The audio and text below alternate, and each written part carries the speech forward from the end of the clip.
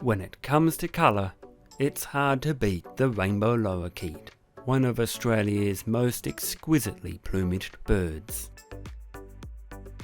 In my backyard in Adelaide, Australia, the 7-foot tall flower spike of a grass tree is an irresistible pillar of nectar for lorikeets and honeybees. The surprisingly stout flower stem can easily support several birds at once. The grass tree is native to Australia and flowers every 2 years or so. The flower spike grows rapidly in just 3 months, but the rest of the plant grows incredibly slowly, gaining only 2 centimeters in height per year.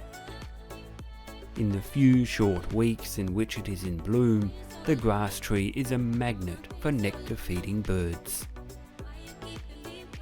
If you'd like to see more, then please subscribe so that you can keep up to date with all the latest content from Epic Birds. I'll see you next time.